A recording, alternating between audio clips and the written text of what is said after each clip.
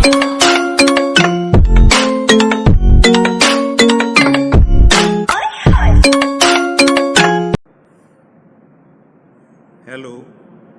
good dear students. In the last lectures, we had discussed about some batch-wise operations in the steaming process. First one was the aging, in which printed material is steamed at the atmospheric pressure. That means if we want to have the fixation process at less than 100 degrees centigrade, then aging process is carried out. And if we want to fix the dye present in the print at a temperature higher than the 100 degrees centigrade, then naturally we will have to increase the pressure, so then only temperature will be achieved higher than the 100 degrees centigrade. In the previous lecture, we had discussed about the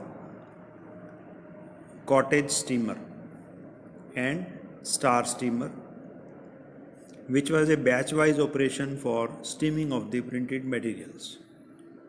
Today, we will be discussing another process for fixation of the printed materials, that is continuous steaming. This is in continuation to the previous methods. Today's method is an advanced version of the previous methods. As visible to you in the notes, continuous steaming, it is an important system of steaming where large amounts of goods are to be steamed. अगर हमारे पास steam करने के लिए printed material की मात्रा ज़्यादा है तो हम कंटिन्यूस स्टीमिंग सिस्टम्स का उपयोग करते हैं, ऐसी मशीन्स का उपयोग करते हैं. This is done by passing the printed cloth slowly through an atmosphere of steam in a large closed chamber. ऐसा करने के लिए हम क्या करते हैं, we make a close chamber, जो कि एक बहुत बड़ा चैम्बर, स्टील का चैम्बर बनाते हैं, जिसमें से हम स्टीम का एटमॉस्फेयर जनरेट करते हैं बाय पासिंग स्टीम. तो उसमें से हम मटेरियल को कंटिन्यूसली पास करते हैं. So in the notes, the machine which you are seeing in the notes, that is visible to you, that is from a company Mather and Platt.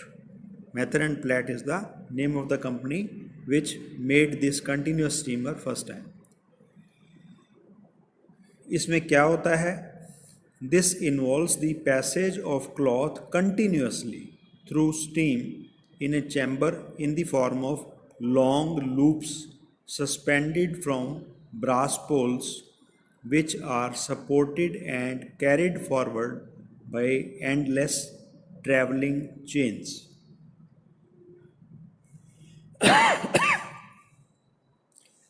इसका चित्र आप जो है वो अपने नोट्स में सामने देख रहे हैं, कंटिन्यूस ऑटोमेटिक स्टीमिंग चैम्बर. तो इसमें क्या होता है बेसिकली, इसमें एक स्टील का एक चैम्बर बनाया गया है, जिसमें कि ब्रास के रोलर्स उसके ऊपर वाली साइड हम लगाते हैं, और वो रोलर्स मूव कर सकते हैं with the help of the chains, और मटेरियल को उन रोलर्स के ऊपर से हम पास करते हैं और लॉन्ग लूप्स बनाते हैं. मीन्स लूप्स मतलब मटेरियल को फीड करेंगे लेफ़्ट साइड से, और फिर उस मटेरियल को नीचे तक उसको सस्पेंड करते हैं, लूप बना देते हैं, फिर मटेरियल ऊपर आता है, फिर नीचे आता है. इस तरीके से लूप्स बनते जाएंगे, और वो स्टीमिंग चैम्बर के अंदर हम जब फीड करते हैं मटेरियल को, तो ये लूप फॉर्मेशन जो है वो चैम्बर के अंदर ही होगा. ठीक है. तो what is the construction material etcetera, as from the figure it is very much clear that it is a closed chamber in which material is being fed from left side and taken out from the right side. Length of the chamber approximately, which is shown in the diagram, is approximately 36 feet 6 inches long, and similarly height of the chamber in which loop formation is there approximately 36 feet. तो 36 inches yards 36 yards की height हम ले सकते हैं loop formation के लिए। तो ये इसका कंस्ट्रक्शन है जैसे कि जिसमें दिखाया गया है। इसमें ऊपर की तरफ से हम देख रहे हैं जैसे ब्रास के रोलर्स होते हैं और उस रोलर्स के ऊपर से हम लूप्स बनाते हैं, और नीचे की साइड जैसे आप देख रहे हो ये 1 2 3 4 5 6 स्टीम के पाइप्स नीचे दिए गए हैं जहाँ से हम स्टीम को फैब्रिक के अंदर डालेंगे। ठीक है, तो ये कंस्ट्रक्शन की बात करें, इन द स्टीमर कैसे काम होता है, क्या चीज़ होती है। Chains in the steamer, chains carrying rods which are positively secured conduct the loops of printed cloth through the chamber. The walls of the chamber are built of strong rolled steel sections. Steel की बड़ी बड़ी plates होती हैं चौड़ी, और उनको weld करके इसकी चैम्बर की वॉल्स बनाई जाती हैं। ठीक है, और छत जो होती है उसकी that is off steam, that is off you can say steam jacket. Steam jacket बनाते हैं हम कास्ट आयरन की। तो steam jacket means double walled एक तरीके से चैम्बर बन जाएगा जिसमें कि स्टीम इकट्ठी होगी और फिर वहाँ से कंडेंसेट जो है वो इकट्ठा होगा एक साइड में, and that will be taken out, but it does not fall on the fabric. The roof of the chamber is formed of cast iron steam chest to prevent condensation of steam and formation of water falling on the cloth. तो ये chest formation का जो तरीका है उसमें क्या होगा कि स्टीम जो है वो एक ही जगह इकट्ठा होगा और फिर बाद में उसको निकाल दिया जाएगा। फैब्रिक के ऊपर वो स्टीम का जो ड्रॉपलेट्स हैं वो नहीं आएंगी। इसी तरीके से the bottom of the chamber is provided with steam radiating pipes to obtain the necessary conditions of temperature and humidity. तो बॉटम में मैं जैसे आपको बताया 6 पाइप्स आपको परफोरेटेड पाइप्स लगी हुई हैं जहाँ से कि स्टीम ऊपर की तरफ जाएगी और फैब्रिक को स्टीम करेगी। अब बात करें इसके ऑपरेशन की, तो इस कंटिन्यूस मशीन में, कंटिन्यूस स्टीमिंग चैम्बर में, the number of printed pieces and grey pass through the chamber at one time. मतलब क्या है कि इसकी विड्थ जो होती है कंटिन्यूस स्टीमर की ये काफ़ी ज़्यादा होती है, जिसमें कि हम 3-4 लॉट्स जो हैं वो इकट्ठी हम उसमें फीडिंग कर सकते हैं। जैसा कि आप ये डायग्राम में भी देख रहे हो 4 लॉट्स, ट्रॉली में से 4 लॉट्स इसमें इकट्ठे डायरेक्टली फीड हो रहे हैं साइड बाय साइड। तो इसकी विड्थ इतनी होती है कि 4 विड्थ के फैब्रिक्स जो हैं वो इसमें हम फीड कर सकते हैं कंटिन्यूसली। अब ऑपरेशन में बेसिकली क्या होता है, व्हाट हैपन्स, तो जितनी विड्थ है उसके केस में हम फैब्रिक को फीड करेंगे, और ब्रास रोलर्स जो हीटेड होते हैं, हीटेड ब्रास रोलर्स जो हैं, steam heated brass rollers, copper के रोलर्स, उनके ऊपर से मटेरियल को लिया जाता है। Entry of the cloth is controlled by a pair of steam heated brass rollers, draw roller में जो मटेरियल को चैम्बर में आपके लेंगे। ठीक है, on leaving the draw rollers the cloth is automatically formed in the series of folds और loops. तो जब ड्रा रोलर्स के ऊपर से मटेरियल चैम्बर के अंदर जाएगा तो ऑटोमेटिकली उसमें लूप फॉर्मेशन होना शुरू हो जाएगा। दिस इज़ डन मैकेनिकली, ये ऑटोमेटिकली अपने आप ही लूप जो है मटेरियल अंदर जाएगा, and then it goes down and then comes up, then goes down, then comes up, loop formation up to a certain length जो है वो फॉर्मेशन होना, लूप फॉर्मेशन होना शुरू हो जाएगा। इस दौरान में इसमें एक ऑपरेशन में this one important thing that fabric will be continuously moving very slowly. Okay, after the loop formation is there, that means say for example chamber में हमने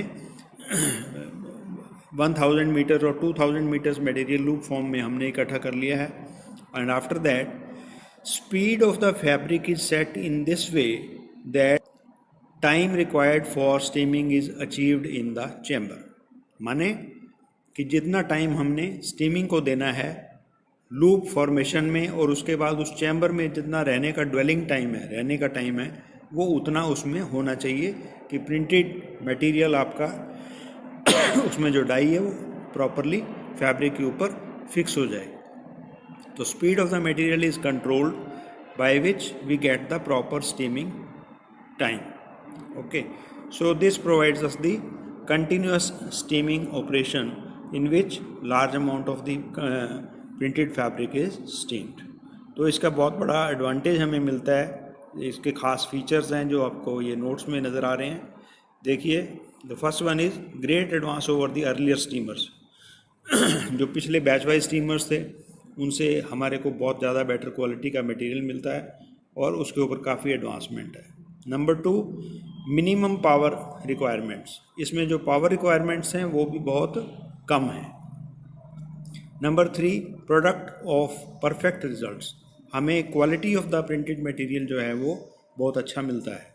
number 4, printed surface cloth does not come into contact with the metal poles in the steamer, thereby preventing the marking of problem. Means क्या हुआ कि printed side वाली जो fabric होता है वो रोलर्स के टच में नहीं आता है. ओनली अनप्रिंटेड मतलब back side of the fabric that comes in touch with the rollers. इससे मार्किंग ऑफ की प्रॉब्लम जो है वो हमें नहीं होती है. मार्किंग ऑफ क्या होता है कि कलर जो है प्रिंट से, गीले प्रिंट से रोलर के ऊपर आ जाता है और वहाँ से फैब्रिक के दूसरे पार्ट्स को वो गंदा कर देता है. तो this is called marking of. तो ये प्रॉब्लम हमें इसमें फेस नहीं करनी पड़ती. Number 5 is the ageing and steaming can be carried out in the same steamer. तो ये एक बहुत बड़ी एडवांटेज है. Ageing means fixation of the prints at atmospheric pressure and less than 100 degree, and steaming means more than 100 degree centigrade under higher pressures. So both of the operations can be carried out in this continuous steamer. So today's lecture was specifically meant for this third type of fixation process, that is the continuous steaming. So I have discussed regarding the construction of this continuous steaming chamber. Stainless steel का बना होता है, ये cast iron की roof होती है, cast iron chest, और इसमें हम continuously at a time 4 trolleys means 4 trolleys आपको लगे 4 विड्थ ऑफ फैब्रिक्स जो है कंटिन्यूसली फीड कर सकते हैं. और ख़ास तौर पर इसमें लिमिटेशन क्या है, थोड़ा सा क्या है कि इसमें जब हमारे पास क्वांटिटी ऑफ मटेरियल काफ़ी ज़्यादा होगा तभी हम कंटिन्यूस स्टीमिंग चैम्बर को यूज़ कर पाएंगे. अदरवाइज़ इस केस में हमें ये जो एक हल्की लिमिटेशन कह सकते हो, उसके ड्रॉबैक भी कह सकते हो, but advantages are much more than the limitations. Okay, so today we are discussed about the continuous steaming operation in a continuous steaming chamber. Okay, thank you. You go through these notes and also listen to this lecture. If anything is not clear to you, we will discuss it again. Okay, that will be discussed again. Thank you very much.